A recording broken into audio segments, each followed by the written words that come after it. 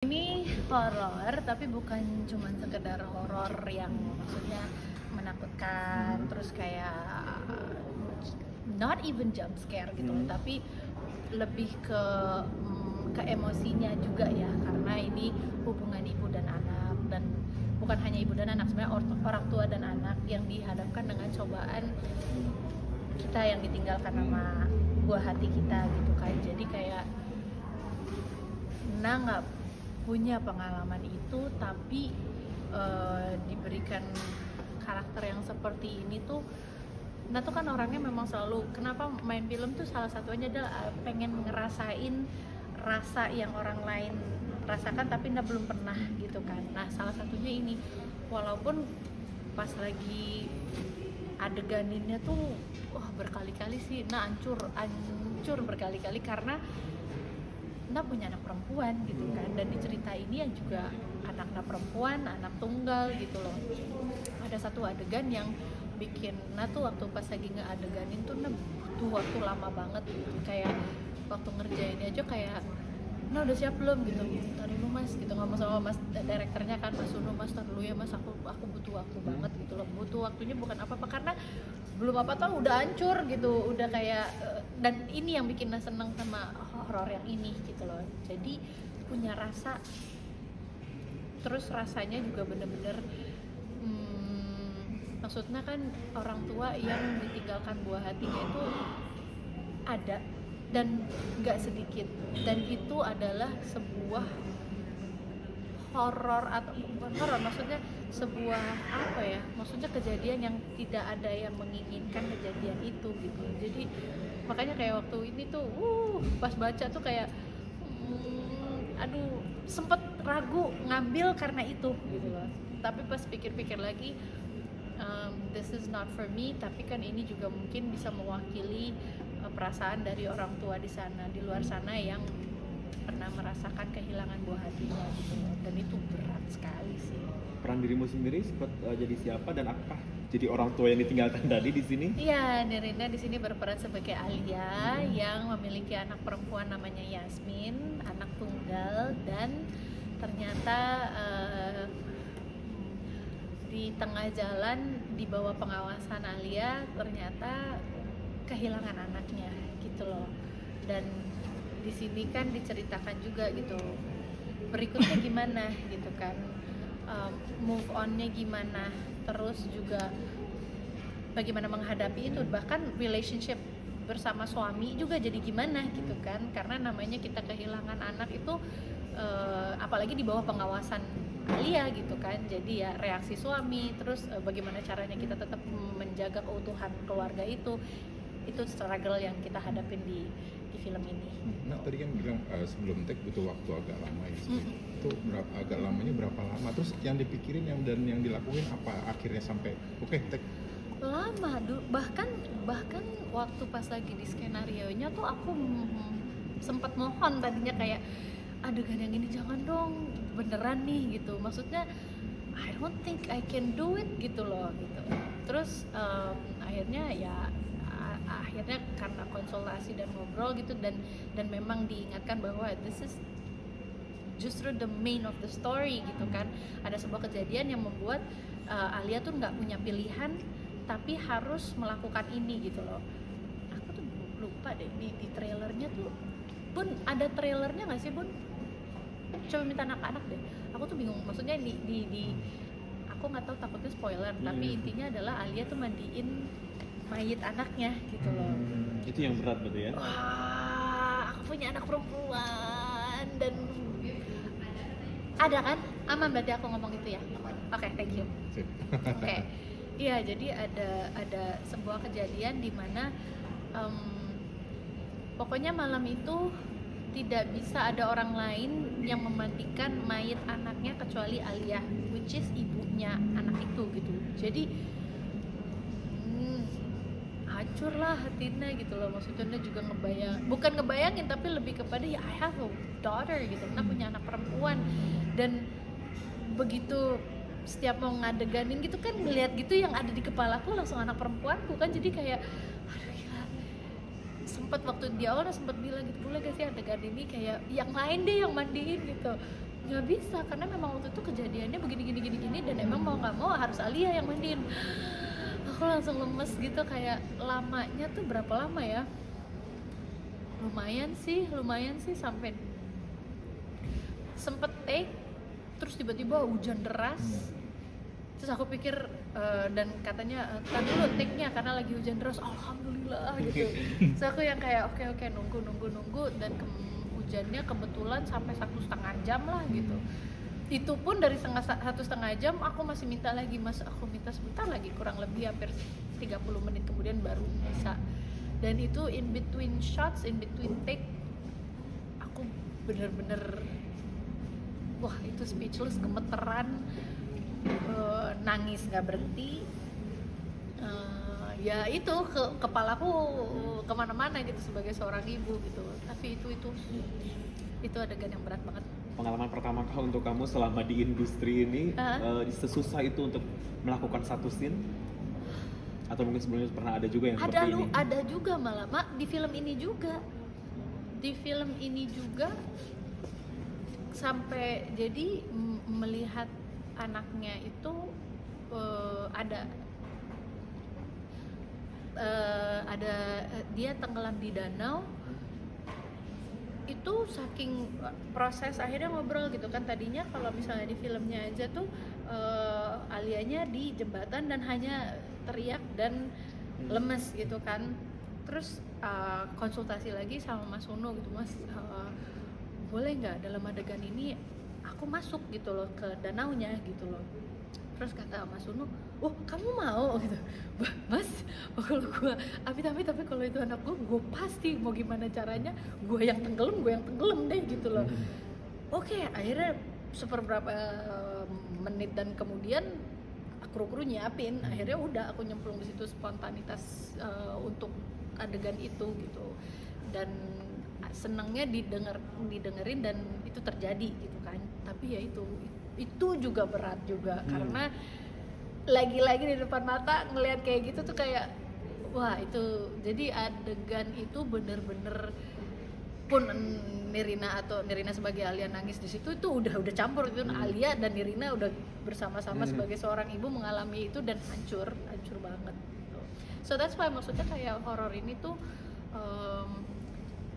how do you say it? It's a horror but also ada depth meaning between relationship orang tua dengan anaknya sih gitu. Kalau kita kehilangan tuh kita siap nggak sih ditinggalin gitu, dan kalaupun akhirnya dia kembali lagi kita juga siap nggak sih gitu loh. Udah itu sih udah sebenarnya udah kata-kata yang benar-benar menggambarkan dari film ini sih. Sesuai dengan tagline itu berarti ya di belakang. Yes, karena itu pertanyaan yang konkret gitu. Karena kan kadang-kadang kalau bukan kadang-kadang, maksudnya kita kehilangan anak itu butuh berapa lama untuk kita mengikhlaskan itu. I have no idea, setiap orang pasti berbeda-beda, bahkan ada yang belum bisa move on atau segala macam. Tapi kan kembali lagi ini adalah sebuah film, terus udah gitu dalam ketidakrelaannya dia berpisah sama anaknya itu, kalau dia kembali lagi kita juga siap nggak? Itu kayak wah, itu sebuah pertanyaan juga yang ya kembali lagi, this is why it's horror gitu. Tapi kan pertanyaan yang konkret ya, siap gak kita kalau tiba-tiba ya udah dia kembali lagi. Tapi nah itu. Tapi susah nggak ngebonding sama pemeran Yasmin? Kan harus dekat banget ya. No, she's really good. I am honored bisa main bareng sama dia karena dia anak 11 tahun yang menurut aku kayaknya dia nggak 11 deh. Karena kayak adegan-adegan berat tuh dia bisa melakukannya dengan lancar gitu. Terus kalau misalnya kita ngobrol gitu segala macam, dia tuh bener-bener apa ya, bener-bener berpengalaman banget deh. Jadi kayak aku bukan kayak ngomong sama anak kecil gitu, bener-bener kayak ini yang ini ya, ini bagian yang ini nanti kita gini. Oke, gitu. Terus aku kayak oke tuh, terus kamu ada pertanyaan nggak gitu? Enggak. Oke, pas dia adeganin bener gitu. Terus kayak pokoknya direkturnya Mas Unu tuh ngasih tahu bisa nanti kamu gini ya, terus aku ngedengerin gitu. Oke, terus ada adegannya dia aku dari samping gitu nontonin dia, bagus banget mainnya. Bahkan sampai ada adegan dia kejang-kejang atau bahkan disling dan begadang sampai pagi, no complaint whatsoever. Maksudnya untuk anak 11 tahun bisa seprofesional seperti itunya, aku sih salut banget sih. Jadi kalau dibilangin tentang bonding, ya itu tadi, aku membuka diri untuk dia dan dia juga sangat-sangat apa ya, anaknya tuh luwes lah gitu, dan pendengar yang baik juga, dan enak banget, jago banget. Makanya aku nggak heran nanti entah tahun berapa dia yang memegang piala Citra nantinya. Amin.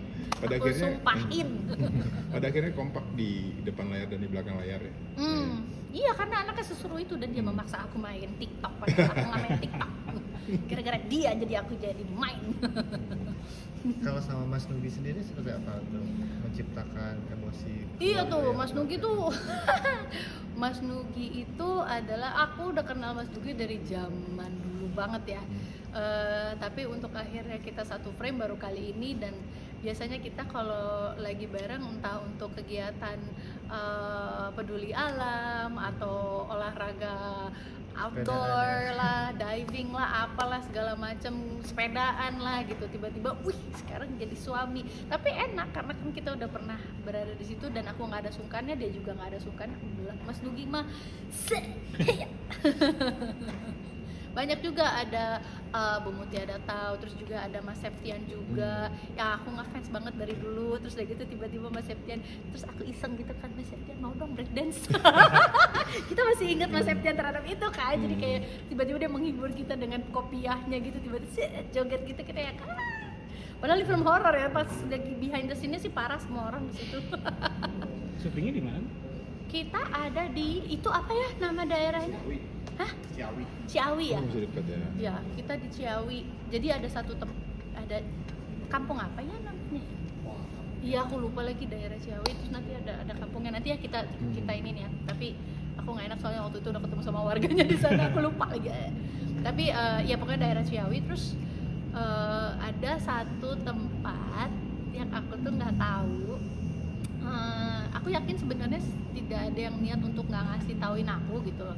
Tapi adegannya adalah kita masuk ke liang kubur gitu. Jadi ada adegan kayak gitu, aku udah jalanin, selesai segala macem. Selesai syutingnya baru aku tahu itu adalah benar-benar daerah kuburan. Aku pikir iya kan di sana kuburan, di sini kan enggak. Ya udah, kalau di sini ada liang kubur kan berarti ini tanah yang lain. Aku lupa itu masih satu daerah, dan itu hanya masalah yang itu udah diisi, yang ini belum. Jadi udah selesai adegannya baru dibilangin itu kan sama Mbak, sama maksudnya itu kan daerah kuburan bener. Allahu Akbar, ya udahlah, tapi untung aja udah selesai. Habis itu langsung doa, ya Allah Tuhan lindungi aku hanya ingin memberikan hiburan buat teman-teman yang ingin menonton film, amin. Ada pengalaman mistis gitu nggak sih selama syuting? Biasanya kan kalau horor identik gitu. Iya, makanya aku tuh kayak honestly jujur aku tuh pemilih banget dalam film horor. Karena apa?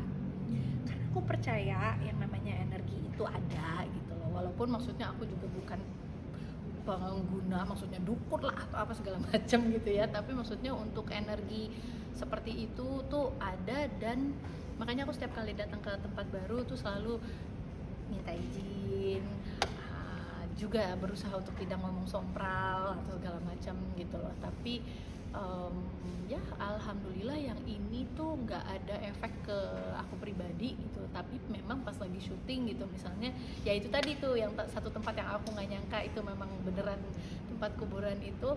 Ada satu tempat, jadi kan kalau kuburan itu kan gelap banget karena di perkampungan banget, jadi bener-bener nggak ada lampu. Nah sama anak-anak kru malam-malam kan dipasangin lampu gitu untuk menerangi semuanya gitu. Ada satu tempat itu ingat banget di pojok gitu, setiap kita lagi mau take gitu tiba-tiba bentar ya Mbak, belum gitu. Oh oke. Bilang aku duduk lagi, oke udah siap. Begitu berdiri belum. Oh kenapa nih gitu, aku bingung kan gitu, kenapa ya gitu. Ternyata dibiarin dulu syuting, udah selesai syuting baru diomongin. Perhatiin nggak Mbak, dari tadi kita belum jadi syuting, kenapa Mbak perhatiin nggak yang di sebelah situ lampunya mati terus? Iya. Jadi pasang lampu bledor. Wah, meledos. Oke. kirain emang bohlamnya gitu kan, begitu dipasang lagi dar meletus lagi, ya udahlah gitu, permisi boya jangan disorot di situ aja, geser gitu, udah akhirnya digeser dikit. Tapi karena emang tempat itu tuh grande gitu, maksudnya kayak emang kuburannya dia tuh ada apa tempat gapuranya apa segala macam, pokoknya gede gitu, jadi mau nggak mau itu yang disorot gitu. Tapi akhirnya digeser dikit dan baru abis itu bisa syuting. Nggak mau imprint berarti itunya? Nggak mau katanya, tolong jangan di spotlight. Sekarang aja berani, kemarin-kemarin nggak berani ngomong gitu, gue cuma diem aja. Nah ini kan memasuki era Nirina Zubir sebagai seorang ibu, perannya kan kebanyakan sekarang ibu-ibu. Untuk membedakan peran ibu yang ini dengan beberapa film yang lainnya seperti apa sih? Kebetulan 3 film yang akan berbarengan ini memang kan semuanya di bulan Agustus ya gitu, tapi alhamdulillahnya genre-nya tuh berbeda-beda gitu kan, maksudnya ada yang drama, ada yang komedi getir, ada yang horor gitu kan. Jadi alhamdulillah, jadi teman-teman genre mana yang kamu suka kalau misalnya nonton film salah satu film Nirina gitu, dan karakternya pun berbeda-beda gitu. Kalau yang satu tuh ibu-ibu toksik yang tidak tahu kalau dianya toksik, yang satu lagi adalah istri solehah yang mencoba menjaga keutuhan keluarganya. Kalau di sini adalah ibu yang tertimpa musibah besar yang kembali lagi siap nggak kalau kita dihadapi untuk ditinggalkan oleh buah hati kita. Bukannya aku bilang ditinggalkan suami itu mungkin lebih mudah, tapi enggak ya gitu loh. Tapi kalau misalnya dalam hal ini kayaknya kalau sebagai orang tua mendingan ambil nyawa aku aja dulu deh daripada anakku gitu loh, kayak gitu. Jadi this one horornya buat aku spesial karena itu tadi punya kedalaman rasa juga di sini gitu. Nah terakhir, dari setelah dapat Piala Citra makin banyak untuk tawaran film atau milih-milih juga? Tetap milih. Tapi Tetap tawaran harus. semakin lebih banyak. Sebenarnya nih untuk yang film ini juga bingungnya sebenarnya kita tuh syutingnya waktunya berbeda-beda. Bahkan yang film ini tuh udah dari tahun 2024 ya gitu. Tiba-tiba ditayanginnya bareng brak gitu, ada 3 tuh kayak wah. Ya hanya bisa berdoa semoga hasilnya memuaskan untuk semua PH dan juga penonton Indonesia bisa mensupport dan juga bisa memilih juga kan gitu. Ayo, genre yang mana yang kamu pilih, atau 3-tiganya aja nggak apa-apa ya.